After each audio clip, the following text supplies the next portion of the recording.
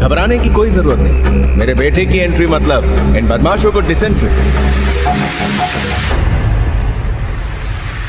खुद को समझता क्या?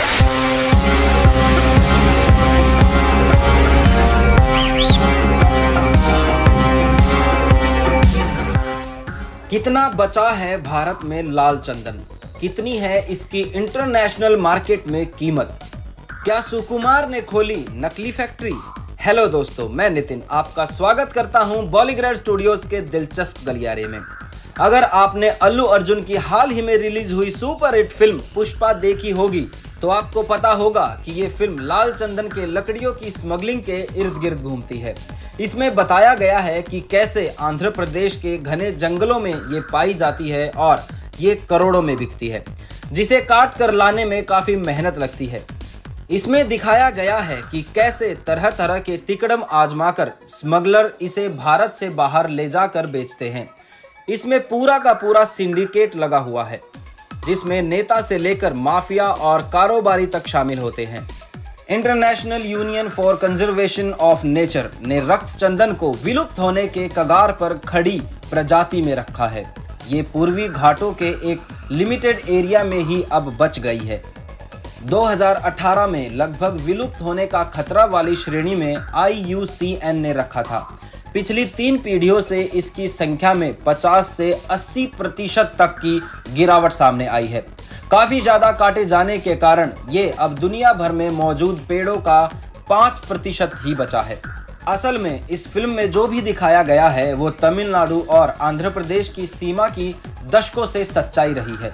चंदन की तस्करी से हमारे दिमाग में पहला नाम खूंखार डाकू का नाम वीरप्पन का आता है, लेकिन उसके मारे जाने के बाद भी ये रुकी नहीं है। चंदन में 2 प्रकार के प्रमुख होते हैं, लाल चंदन और सफेद चंदन। चंदन का प्रयोग पूजा पाठ के लिए भी होता है। एक और बात जानने लायक है कि रक्त चंदन की लकड़ी लाल और आकर्षक दिखती है, लेकिन इसमें सफेद चंदन की तरह सुगंध नहीं होती। विज्ञान इसे टेराकॉर्पस संटालिनस के नाम से जानता है। सामान्यतः इसके उपयोग इत्र और हवन पूजन के लिए नहीं किया जाता है, उसके लिए सफेद चंदन मशहूर है। लेकिन लाल चंदन की ब्यूटी प्रोडक्ट और वाइन की इंडस्ट्री में बड़ी मांग है। इंटरनेशनल मार्केट में 3000 रुपए प्रति किलो से इसकी कीमत की शुरुआत होती है। बता दें, भारत में इसे काटना और इसकी तस्करी करने पर प्रतिबंध है, लेकिन इसके बावजूद इलीगल रूप से इसे खरीदा और बेचा जाता है। इसके लिए red sanders anti smuggling task force का गठन किया गया है, जिसने 2021 में इसकी 508 करोड़ रुपए की लकड़ियां जब्त की हैं। RSASTF का कहना है कि पिछले साल इसकी तस्करी से जुड़े 117 मामले दर्ज किए गए और 342 तस्कर गिरफ्तार हुए। अब इसकी तस्करी रोकने के लिए टास्क फोर्स को सैटेलाइट फोन्स दिए जा रहे हैं, ताकि जंगल में उन्हें कम्युनिकेशन में दिक्कत ना हो।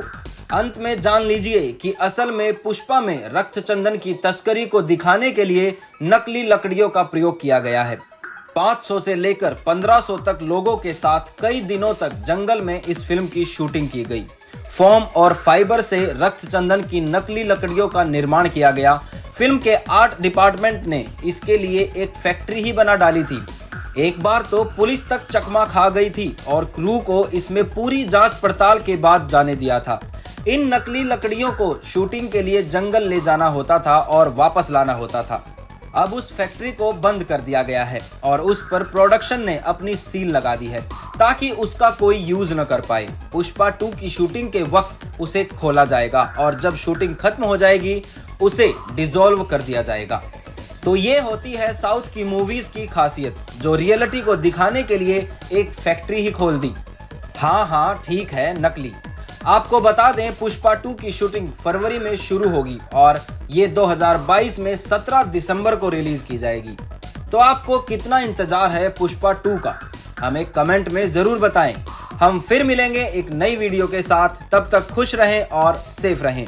और अगर ये वीडियो आपको पसंद आया है तो इसे लाइक करें, शेयर करें और हमारे चैनल को सब्सक्राइब करना बिल्कुल ना भूलें। धन्यवाद।